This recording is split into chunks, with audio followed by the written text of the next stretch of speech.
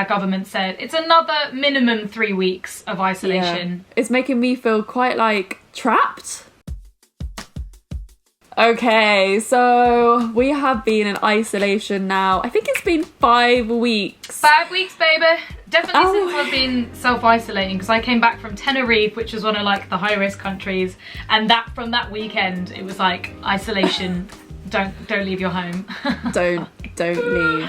Yeah. If I'm being honest, like I feel like okay, you're downplaying it as well. You're like, yeah, it's made me feel trapped. It's like, no, I'm gonna fucking die here. Like, this is my grave. The weirdest thing about this all is that time has like changed. Yeah, hasn't it? It's just like time is a different beast now. The last 5 weeks have been the quickest 5 weeks of my entire existence. Yeah, so in theory, like 3 weeks is pretty much nothing. Like, we've already done 5 weeks. It felt like 2 weeks. So 3 weeks is gonna it's gonna be the same. Like, time doesn't really have a purpose, because you don't have to wake up and hate Mondays like we do, and then you come on to Friday and you've got that Friday feeling where and then you really appreciate your weekend. It's kind of all rolled into one for a lot of us, unless you are still working, or actually working more than often if you're one of the key workers. Like, so thank you so much to everyone who's a key worker, and like thank you to the NHS and like delivery drivers. In the UK, we're still clapping at 8 p.m. every Thursday. My arms fucking killed me last night. Like, everyone in my block of flats like opens their windows, and you've got like football supporters and be like, come on NHS, NHS, and then you've got like other people with like clanging stuff downstairs. It is really nice to see. We had a saxophone player like come out on our street and he's like, no way, that's amazing. So cute. Well, also it's always at dinner time, like literally just served up some food, and then you hear people clapping outside, and you're like, shit, fuck, my dinner's gonna get cold, or like I'm halfway through eating, then you're like trying to like clap and eat, and you're like But like, our emotions have been all over the place during this isolation. I, for one, have usually like a good week where I'm just like a little bit manic, to be honest. Yeah. Where I'm like doing exercise every single morning. I'm like, yes, get it, day. I'm gonna do this day well. And then I'll have a week where I'm just like, I can't be bothered to do anything. Florence and I are so out of sync, and I swear to God, we're having good weeks and bad weeks. It's not just like a good day or a bad day, it's a whole week. So like this week I'm having a great week and Florence is having a crap week, but then it was completely the reverse the other way around, and it's hard, like trying to do these videos together, trying to work together, trying to just like keep each other motivated, unless we overlap, and when we're both in a bad mood at the same time, whoa, shit goes down. Yeah, well, we barely even speak. We're just like, wah, no. complain, moan. Yeah, and then I've just become so angry, like, meh. On my like bad weeks, I'm such a moaner. I moan to everyone. I send voice notes like, yeah, I'm not in a good mood today. And I was like on FaceTime with my mum yesterday, like, ugh, this is broken and I can't fix it. I don't know what to do. It's like bare emo goth life back again. I actually feel like a teenager again, actually. Yeah, that's it. I think it's mood swings. Yeah, it feels like, you know, also when you're a teenager and you're not allowed to do things that you really want to do. When you're like, I really want to see this boy, but I'm grounded. Yeah, like I'm fucking grounded. Like I have a curfew. My parents won't let me out. This is literally life now. I think that's literally it. We feel like we've regressed into teenagers where we're living under these rules again. But instead of like the rules being our parents, it's the fucking government telling us like, no, you can't go out. You can't. I went to the park the other day on my walk, and the park was the busiest I have ever seen it for like a Wednesday afternoon. I was like, what is everyone doing? There were people doing yoga everywhere, like jumping, so hip classes, running. Pisses me off, man. Yeah, and like walking their dogs. I mean, that's okay. Yeah, but then it's not okay if you're like walking your dogs in a slow group next to loads of people. It's just like, it's being in a space around people. I guess it's better if you're outside, you're not in like stagnant air. Coronavirus can get carried away by the wind. But people aren't really respecting the boundaries though. When I went to the park, like so many people were walking close to me, and I was trying to walk around people and like give the 2 meter distance. In my area anyway, we've got like this, they just built, it's taken them 10 years to build this like cycle path and walking path that goes from one one station to the other. And people are really respectful there. And I feel like out and about, I mean, maybe it's just like when you're in a good mood, but like I'm like, stay safe. And I'm like waving at little kids and I'm like jumping along. But then you go into the supermarkets, oh my days. Oh my God. It's like a fucking battleground. It's like a war zone. Like literally, I was in Lidl the other day picking up shopping for my mom because she's too scared to go to the shops and my brother is too scared to go as well, which is totally understandable. To be fair, I'm too scared to go to the shops. I've been getting food deliveries. Yeah, you feel filthy when you go outside. Even if you're outside, you're like, this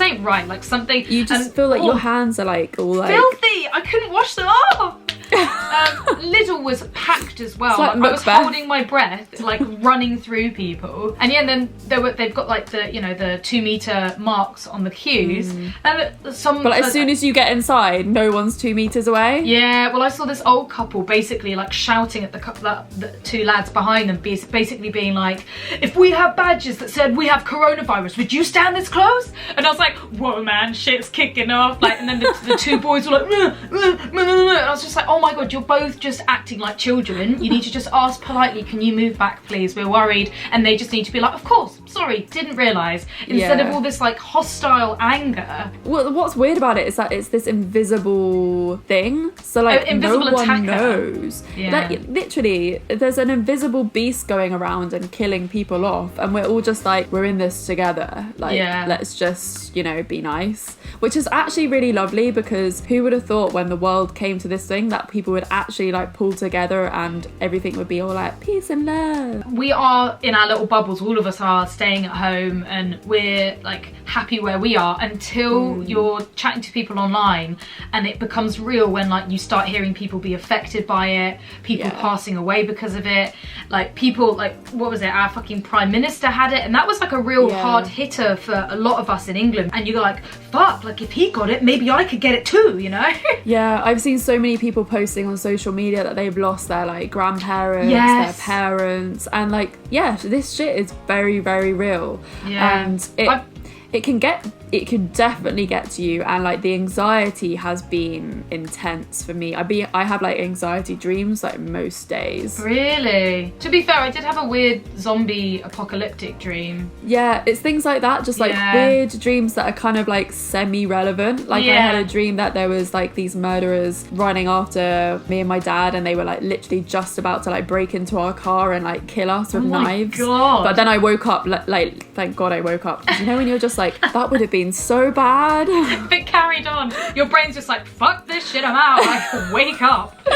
Yeah, some fucking weird shit. Like our brain's just trying to process stuff as we sleep, and stress dreams are so normal, and they're annoying because they make us feel like we haven't had enough sleep, and then you also feel like really disheveled because they feel so real, especially when it's like a real incident where it's like that could actually happen. So yeah, we're kind of finding ways to like cope with all of this, because this anxiety, it isn't really gonna go. Like, this is a really serious thing. We're in a pandemic, there's people dying, people are getting affected, and it's a serious issue, but we do have to find ways of staying positive and like keeping our own mental health at bay, and we gotta like find coping mechanisms, and whatever that is, like, you do you. Like for me, I bought a PS4. What I was finding is that evenings for me were my like really bad times. Even if I was having like a good week and a good day, I'd get in an evening, I'd sit in my bed and I'd just be on my phone like, oh my God, I want attention, I want to be with people, like I want to talk to people, and like not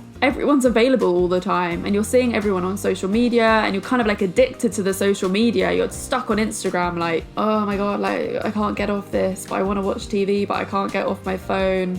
So like having the PlayStation this week has actually been a game changer for me, because it's distracted me in those really bad like low moments during this isolation, and it's given me something else to focus on before like going to bed. Yeah, because like the worst thing you can do is allow your brain to snowball and to focus on stuff. Social media can be a blessing, but it also can be a curse. Like, I hate days where I've spent literally my whole day on my phone, and I'm like, I've fucking done nothing, but I've done loads, but I've done nothing. Right. And it's all like worthless, but you get that addiction, the pull. I've been going the opposite way. Like, I keep going like, I can't be bothered with social media. I've been getting into consuming media like Netflix holes, Now TV. I want to watch films. Can't currently watching the whole Marvel universe in chronological order at the moment with my partner. That's amazing. And like I'm enjoying it, and there are moments where I'm like, oh, I can't be fucking bothered with this. But then there are moments that it's almost like it's a very big escapism, the fantasy of it. I'm like, I'm in a completely different world. I am distracted by something that isn't real, that I know isn't real, but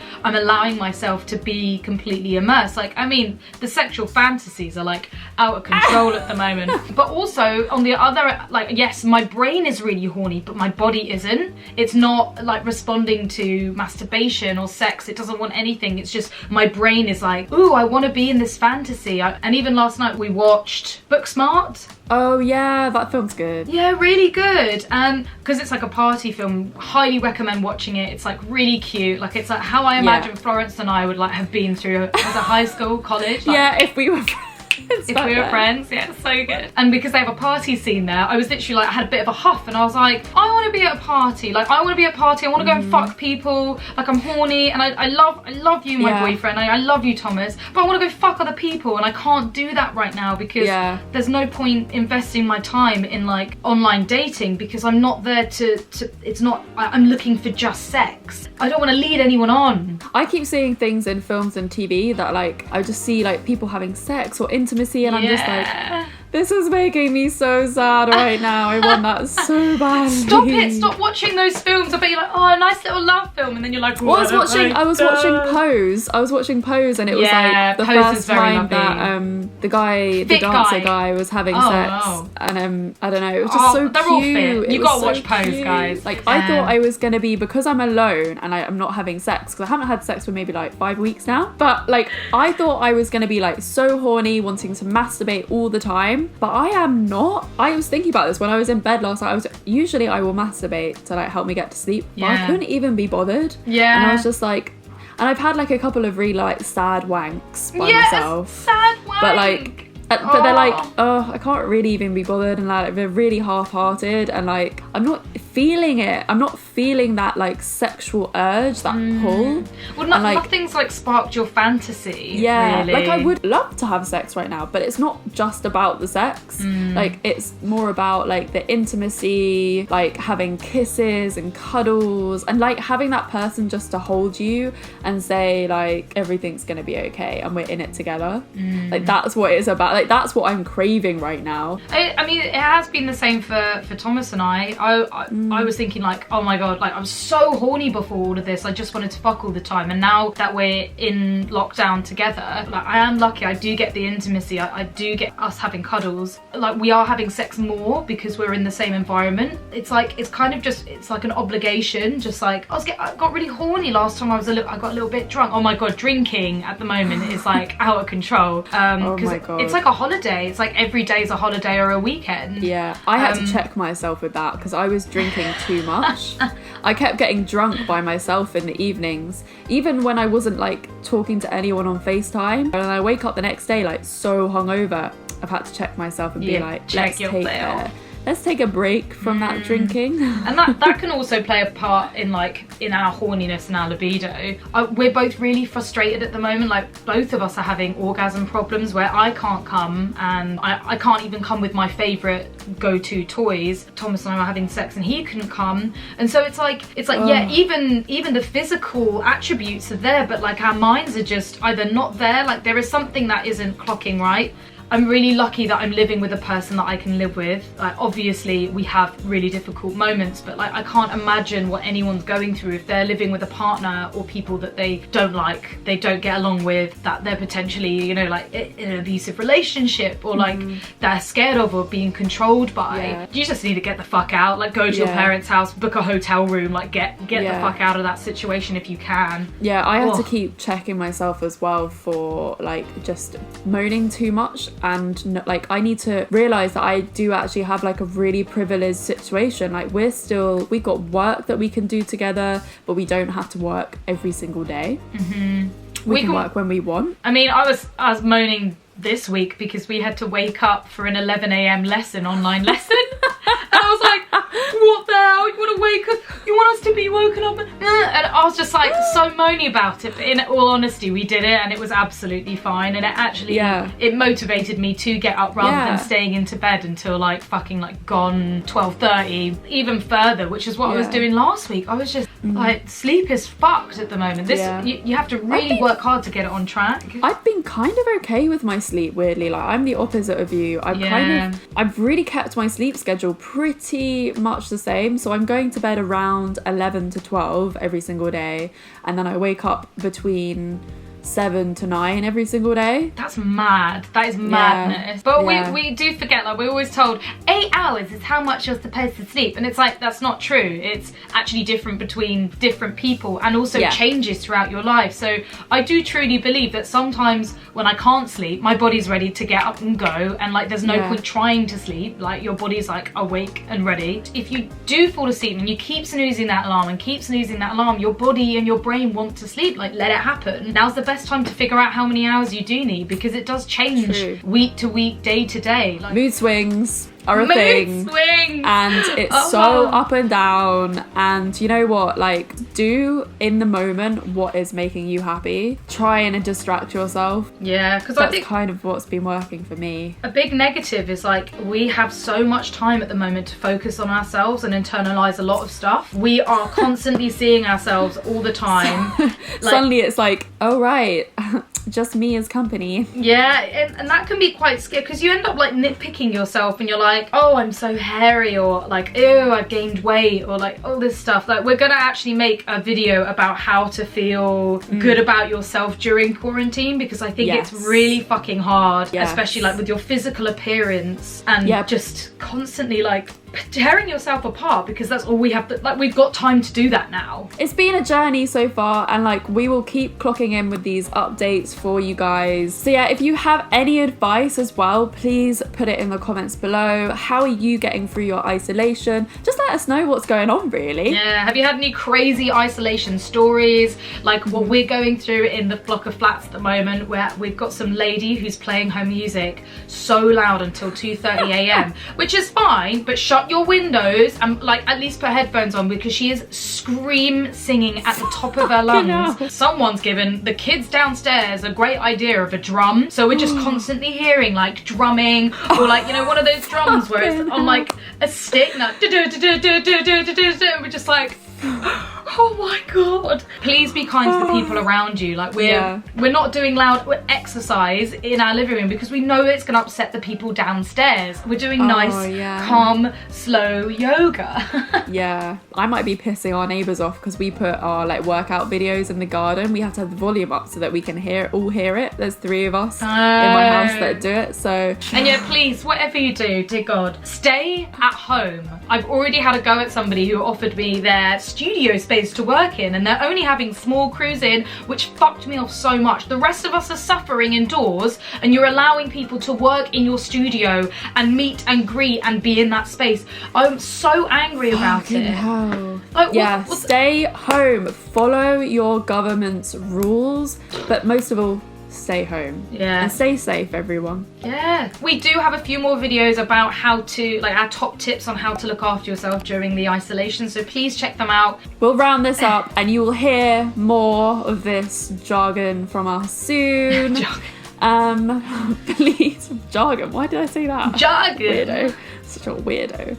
Anyway, remember to like this video, subscribe, and yeah, listen to our podcast if you haven't already. Fucks given, babies. We will see you next week.